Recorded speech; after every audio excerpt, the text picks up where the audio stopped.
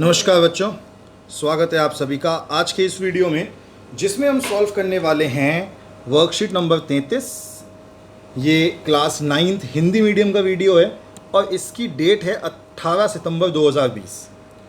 हमने पिछली क्लास में प्रायिकता करनी सीखी थी और मैंने आपको प्रायिकता करते टाइम समझाया था कि किस तरीके से प्रायिकता निकालते हैं, प्रायिकता का मतलब क्या होता है। आप सिक्का उछालते हैं तो सिक्के में या तो चिट आता है या पट आता है, तो क्या आएगा उसको निकालने की जो संभावना होती है उसे कहते हैं प्रायिकता। तो पिछली कक्षाओं में आप प्रायिकता का अभ्यास कुछ प्रयोग जैसे सिक्के उछालना, पासा फेंकना आदि में कर चुके हैं और उनके परिणाम देख चुके हैं। अब आप देखेंगे कि एक प्रयोग में विशेष परिणाम या आउटकम घटने का संयोग किस प्रकार मापा जाता है। मतलब अगर किसी एक प्रयोग में एक अलग अलग संयोग आए तो उसको हम किस तरीके से माप सकते हैं। इसको मापने का जो तरीका होता है, इस मापने के तरीके को हम प्रायिकता कहते हैं।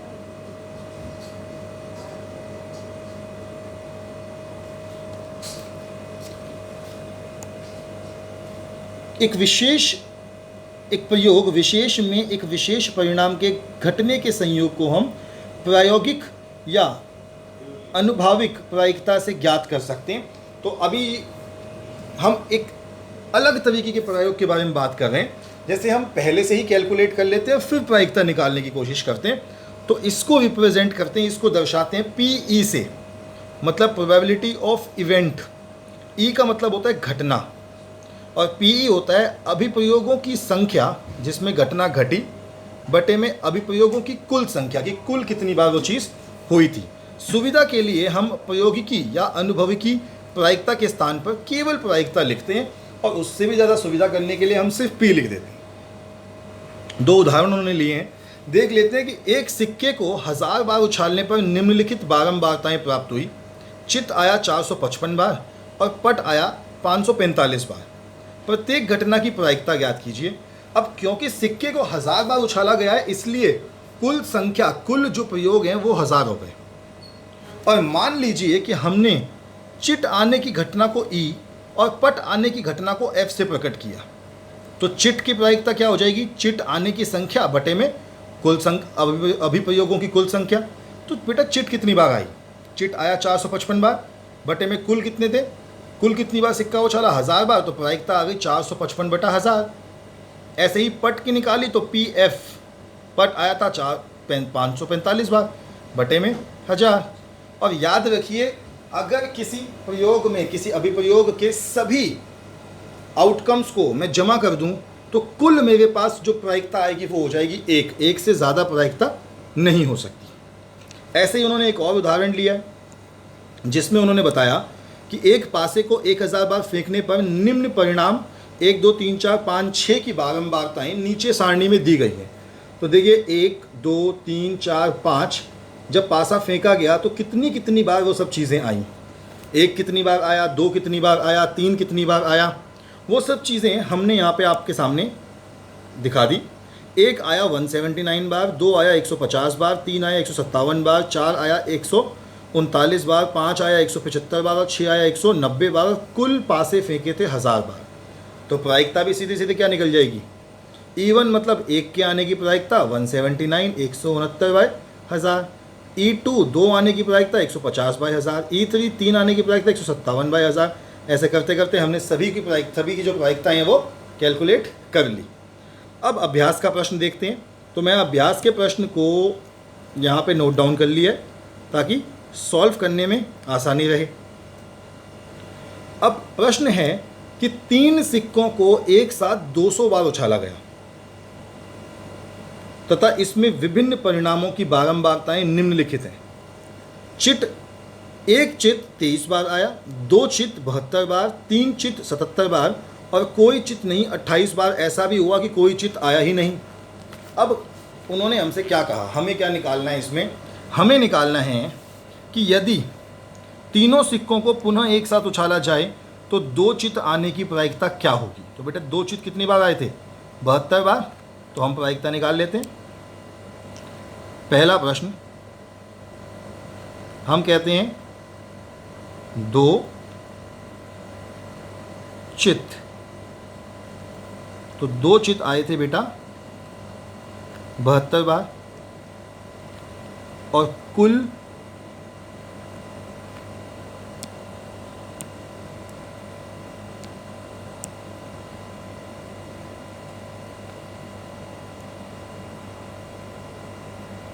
अनुप्रयोग, तो कुल अनुप्रयोग कितने हैं, कितनी बार सिक्का उछाला, बराबर 200 बार। तो प्रोबेबिलिटी ऑफ इवेंट, किसी इवेंट की प्रायिकता क्या होती है, वो होती है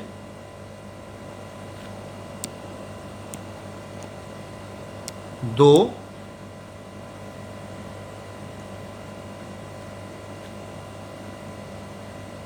चित बटे में कुल अनुप्रयोग। और 2 चित कितनी बार आए थे बेटा, 72 बार। और कुल अनुप्रयोग कितने थे, 200।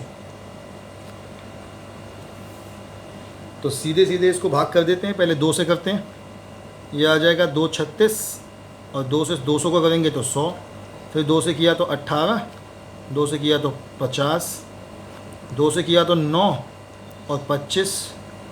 तो उत्तर आ गया मेरा प्रोबेबिलिटी ऑफ इवेंट बराबर 9/25 आंसर। दूसरा प्रश्न भी देख लेते हैं। तो दूसरे प्रश्न में वो कहता है कि एक विद्यार्थी द्वारा मासिक यूनिट परीक्षा में प्राप्त किए गए अंकों का प्रतिशत निम्नलिखित है। पहली बार जब टेस्ट हुआ तो उसके 69 आए, दूसरी बार हुआ तो 71 आ गए, तीसरी बार हुआ तो 73 आ गए, चौथी बार हुआ तो 68 आए, और 5वीं बार 78 आए। अब हमें क्या निकालना है, इस आधार पर इस बात की प्रायिकता ज्ञात कीजिए कि वह विद्यार्थी 70% से अधिक अंक प्राप्त करेगा। तो हम कहते हैं 70% से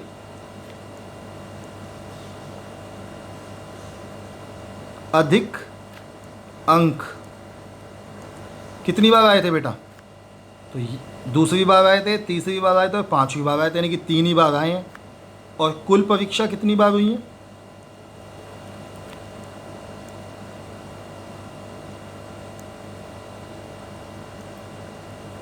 तो कुल परीक्षा हो गई 5 बार। चलिए आगे बढ़ते हैं फिर। तो प्रोबेबिलिटी ऑफ इवेंट क्या हो जाएगा, सीधे सीधे 3/5 आंसर।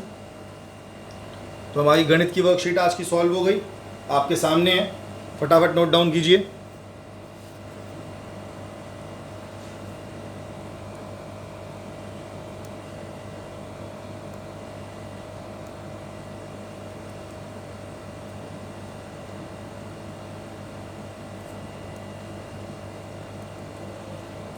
चलिए, मुझे लगता है आपने नोट डाउन कर लिया होगा, तो अब आगे बढ़ते हैं।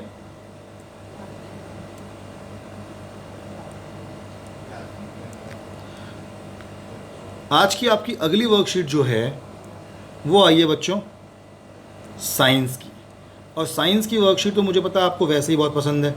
तो शुरू करते हैं आज की साइंस की वर्कशीट और देखते हैं कि आज की साइंस की वर्कशीट में क्या क्या है। आज हम पढ़ने वाले हैं त्वरण वेग का ग्राफीय प्रदर्शन। तो जिज्ञासा दीदी से ज्ञान पूछता है कि क्या ग्राफ का प्रयोग कर विस्थापन दूरी ज्ञात करी जा सकती है। तो दीदी बताती है कि ज्ञान, जिस प्रकार दूरी समय ग्राफ से हम वस्तु की चाल का परिकलन कर सकते हैं, उसी प्रकार हम एक वेग समय ग्राफ के द्वारा दूरी विस्थापन को भी ज्ञात कर सकते हैं। मैंने आपको पिछली बार समझाया था, सिखाया था कि कैसे हम दूरी समय का ग्राफ का इस्तेमाल करके गति निकालते हैं। आज हम क्या करेंगे, आज हम गति या वेग समय ग्राफ का इस्तेमाल करके त्वरण निकालेंगे। अब वेग समय ग्राफ क्या होता है, वेग समय ग्राफ एक ऐसा ग्राफ होता है जिसमें वेग यहाँ y अक्ष पर होता है और दूरी यहाँ नीचे, दूरी के समय यहाँ नीचे x अक्ष पर होता है। तो बेटा x अक्ष पर हमेशा समय ही रहेगा, समझ में। तो x अक्ष पर हमें मिला समय और y अक्ष पर मिला हमें वेग। और कुछ सामान्य ग्राफ आपके सामने बनाए हुए हैं, तो पढ़ने से अच्छा है कि मैं आपको समझा ही दूँ कि सामान्य ग्राफ कौन से हैं। ये पहला जो ग्राफ है इसमें देखिए वेग और समय, वेग एक सीधी रेखा में बना है। देखिए वेग जो है वो बदल नहीं रहा, वेग वही है। तो ऐसी चाल को जिसमें वेग नहीं बदलता उसे हम कहते हैं एक समान चाल। और एक समान चाल में जो त्वरण होता है उसकी मात्रा होती है 0, 0।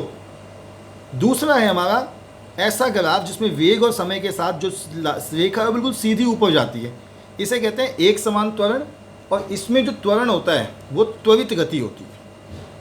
तीसरा है हमारा, इसे कहते हैं मंदन गति। मंदन गति का मतलब होता है कि गति पहले तो तेज़ थी लेकिन धीरे धीरे गति कम होने लग रही है। और आखिरी है हमारा असमान त्वरण, जिसमें गति कभी बढ़ती है और कभी कम होती है। अब आगे बढ़ते हैं। तो आगे हमें बताया हुआ है कि एक समान वेग और एक समान त्वरण में क्या अंतर है। देखो, एक समान वेग का जो ग्राफ है वो सीधी रेखा है, बिल्कुल एक्स अक्ष पर बना हुआ, जबकि एक समान त्वरण का जो ग्राफ है वो सीधी रेखा है एक्स पक्ष और वाई पक्ष के बीच में। एक्स पक्ष और वाई पक्ष के बीच में बिल्कुल सीधी रेखा होती है, तो उसे एक समान त्वरण कहते हैं, इसे एक समान वेग कहते हैं। और एक समान त्वरण को निकालने का तरीका भी वही होता है जो आपको बताया था। अब एक चीज़ का ध्यान देना है कि अगर आपको कोई बोले कि आप गति समय के ग्राफ से दूरी निकाल सकते हैं, तो आप कहेंगे हाँ जी, हम बिल्कुल निकाल सकते हैं। और कैसे निकाल सकते हैं? हम निकालते हैं, जो एक्स अक्ष पर एक लाइन बनी है, जो मतलब एक लाइन बनी है ग्राफ में, उस लाइन का एक्स अक्ष के साथ देखते हैं कि किस प्रकार का चित्र बन रहा है। जैसे यहाँ पे ये जो लाइन थी ए बी, इसने एक्स अक्ष के साथ मिलकर एक चतुर्भुज बनाया, समझ रहे हैं। जबकि यहाँ अगर हम देखें तो यहाँ पर उसने चतुर्भुज नहीं बनाया, यहाँ पे एक चतुर्भुज के साथ एक उसके ऊपर एक त्रिभुज भी बनाया। तो इस प्रकार हम इस चतुर्भुज का, इस त्रिभुज का, इनका क्षेत्रफल निकालकर हम ये देख सकते हैं कि हमारा उत्तर क्या है, मतलब दूरी कितनी है, दूरी को ज्ञात किया जा सकता है। चलिए आगे बढ़ते हैं फिर और क्वेश्चन देखते हैं कि आज की वर्कशीट में क्वेश्चन क्या है। तो आज की वर्कशीट का पहला क्वेश्चन है कि यदि किसी वस्तु का वेग समय ग्राफ, चलिए यहाँ मैंने आपके सामने क्वेश्चन ऐसे लिख लिए, यदि किसी वस्तु का वेग समय ग्राफ एक्स अक्ष के समांतर एक सीधी रेखा हो तो उसका त्वरण क्या होगा। तो बेटा मैं बता दूं कि उसका जो त्वरण है वो होगा 0, क्योंकि वो एक समान गति है।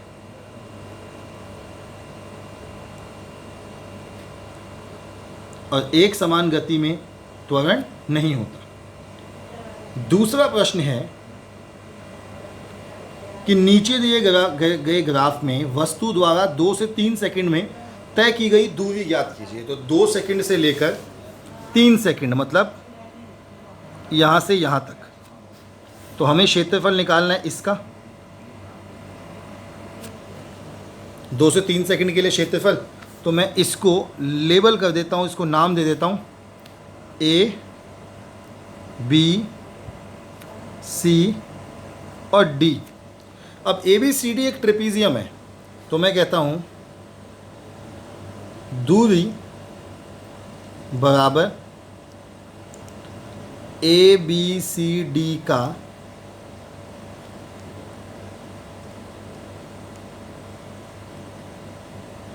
क्षेत्रफल। और ABCD के क्षेत्रफल का फॉर्मूला क्या होता है? वो होता है 1/2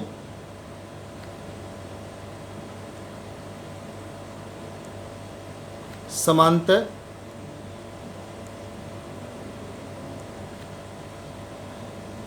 रेखाओं का योग जमा समांतर रेखाओं का योग, और ब्रैकेट के बाहर आ जाएगा h। तो ये हो गया 1/2 समांतर रेखाओं का योग। अब देखो समांतर रेखाएं कौन कौन सी हैं ये समझ लेते हैं। एक है BC और एक है AB। अब AB कितना है? 0 से शुरू होता है 8 तक जाता है, तो 8 जमा दूसरी 0 से शुरू होती है और कहाँ तक जाती है? 12 तक, यानी कि 12 जमा H कितना है? H है B से A से B तक। तो A से B तक कितना आएगा? 1। तो ये आ गया 1/2 गुणा 12 जमा 8 कितना होता है? 20, जो कि हो गया 20/2, यानी कि 10 मीटर। तीसरा प्रश्न देखते हैं। तो तीसरा है वेग समय ग्राफ का ढाल कौन सी भौतिक राशि दर्शाता है? तो वो दर्शाता है त्वरण। और चौथा प्रश्न है कि त्वरित और मंदन गति का वेग समय ग्राफ बनाइए। तो हमें त्वरित का बनाना है और बनाना है मंदन का, और वो भी कौन सा ग्राफ बनाना है? गति समय। तो मैंने समय लिख दिया, मैंने गति लिख दिया, ये बनेगा ऐसे और ये बनेगा, क्योंकि मंदन में गति कम होती है और त्वरण में गति बढ़ती है। तो ग्राफ के उत्तर आपके सामने है बच्चों, कर लीजिए फटाफट नोट डाउन। साइंस की वर्कशीट हमने पूरी सॉल्व कर ली है।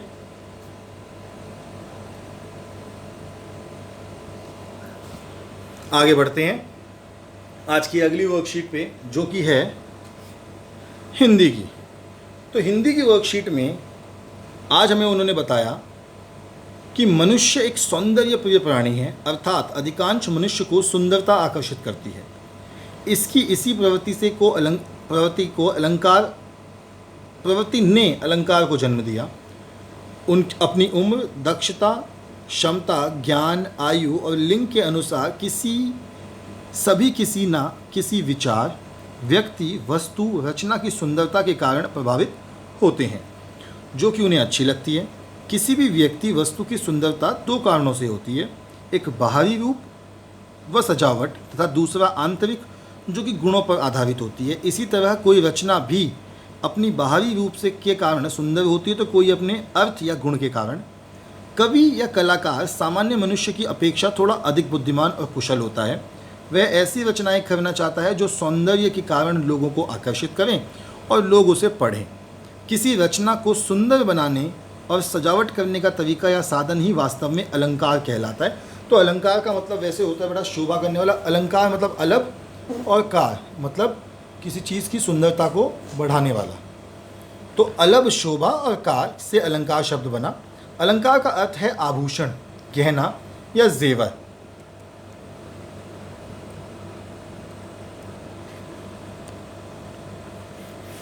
जिस प्रकार कोई स्त्री कितनी भी सुंदर हो लेकिन गहना उसके शरीर की सुंदरता को और बढ़ा देता है, उसी प्रकार अलंकार ऐसा साधन या तरीका है जो कविता की बनावट, शब्द, भाव और अर्थ की सुंदरता को बढ़ा देता है। जिस प्रकार सोने चांदी आभूषणों के शरीर की शोभा बढ़ाती है, उसी प्रकार अलंकारों से काव्य की। कवि रचना के लिए अलंकार को भामह, केशव आदि विद्वानों से बहुत महत्वपूर्ण माना है। उनके अनुसार अलंकार कवि को सामान्य व्यक्ति से अलग करता है। जो रचनाकार होता है वह जाने या अनजाने में अलंकार का प्रयोग करेगा ही। इनका प्रयोग केवल कविता तक सीमित नहीं, वरन इसे गद्य में भी देखा जा सकता है। तो बेटा जब कोई कलाकार, कोई कवि, कोई लेखक कुछ लिखता है तो उसमें बहुत से अलग अलग किस्म के अलंकारों का प्रयोग करते हैं। अलंकार से सामान्य भाषा को भी बल मिलता है, उससे ताकत मिलती है और वो और सुंदर दिखने लग जाती है। आपने देखा होगा कविताओं में अलग अलग किस्म के शब्दों का प्रयोग किया जाता है। अलग अलग तरीके की कविताएं होती हैं। कुछ कविताएं वीर रस की होती हैं, कुछ सौंदर्य रस की होती हैं, कुछ प्रेम रस की होती हैं। तो ऐसे ही अलंकार उन चीज़ों को और आगे बढ़ाता है। अलंकार बेटा तीन तरीके के होते हैं, शब्दालंकार, अर्थालंकार और उभयालंकार। तो शब्दालंकार, इसमें शब्दों के प्रयोग के कारण कोई चमत्कार, सौंदर्य उत्पन्न होता है। यह दो शब्दों से मिलकर बना है, शब्द जमा अलंकार। इसमें कविता की सुंदरता शब्द पर आधारित होती है, अर्थात शब्द के बदल जाने पर अलंकार, सौंदर्य, चमत्कार नष्ट हो जाता है। जैसे किसी काव्य पंक्ति में पानी शब्द है तो उसके स्थान पर जल रख देने पर यदि सौंदर्य नष्ट हो जाए तो यह शब्द अलंकार है। शब्द के दो रूप, ध्वनि जो सुनाई पड़ता है, अर्थ जो समझ में आता है। ध्वनि के आधार पर शब्दालंकार बनता है। इस अलंकार में वर्ण या शब्दों का लयात्मकता और संगीतात्मकता होती है, अर्थ का चमत्कार नहीं। शब्दालंकार का आधार वर्ण, शब्द और वाक्य होते हैं, मतलब शब्द अलग अलग तरीके से। इसीलिए आप देखिए पर्यायवाची शब्द होते हैं। कमल को पंकज भी कहा जाता है, सूरज को रवि और दिनकर भी कहा जाता है। तो ऐसी अलग अलग शब्दों का प्रयोग करके कविता में सौंदर्य स्थापित किया जाता है। दूसरा होता है हमारा अर्थालंकार और तीसरा होता है उभयालंकार। तो शब्दालंकार के मुख्य भेद भी उन्होंने लिखे हैं। एक अनुप्रास है, एक यमक है और एक श्लेष है। अनुप्रास होता है जब अनु और प्रास शब्दों के योग से बना है और अनु का अर्थ है बाद में तथा प्रास का अर्थ है निकट। यमक जब किसी काव्य पंक्ति में एक ही शब्द का दो बार प्रयोग हो किंतु उसका अर्थ अलग अलग। और श्लेष अलंकार उन्होंने हमें नहीं समझाया। अब आज की वर्कशीट हिंदी की बच्चों इतनी ही आई है पीछे से डिपार्टमेंट ऑफ एजुकेशन से, जो कि इनकम्प्लीट है। तो हमने आपको वर्कशीट समझा दी है, आंसर्स इसके, क्योंकि क्वेश्चन ही नहीं है तो आंसर ही नहीं करने। तो हिंदी की वर्कशीट यहीं पे एंड होती है। आपसे बच्चों कल फिर मिलेंगे, कल सुबह कल की वर्कशीट्स के साथ। तब तक के लिए stay healthy and stay safe.